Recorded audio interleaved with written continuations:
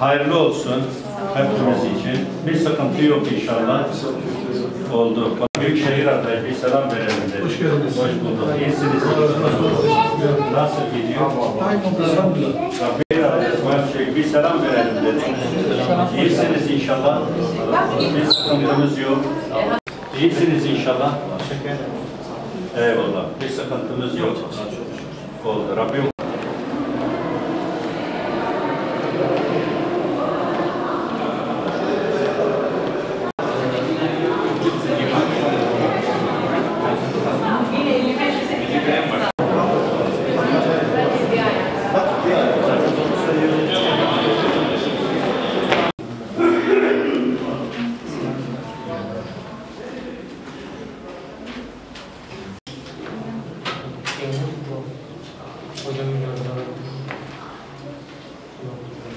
Bismillah, elhamdülillah.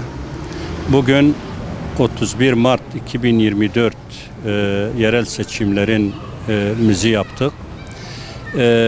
Rabbim hayırlara vesile kılsın inşallah.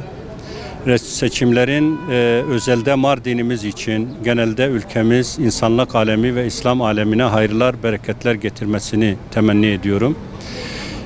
Bu seçimler birer yarıştır. Bu yarışta kim seçilirse seçilsin, seçilen adayların Allah'a hesap verme bilinciyle halkımızın kendilerine tevdi ettiği amaneti muhafaza etmeleri en büyük dilek ve temennimizdir.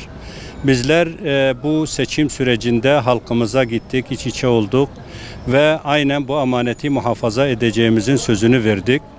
Elhamdülillah bu sürecin sonuna bugün geldik. Bizler de sabahleyin Kumlu İlkokulu'nda oyumuzu kullandık. Kırsal'da birçok okulumuzu gezdik.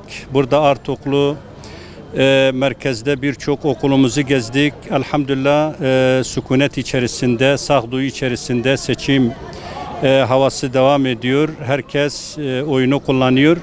Çok fer'i, ufak tefek sıkıntılar dışında herhangi bir sıkıntıyla karşılaşmadık. Dikkatimizi çeken şudur, oy kullanım noktasında %50 ile 70 arasında oyların kullanıldığına şahit olduk.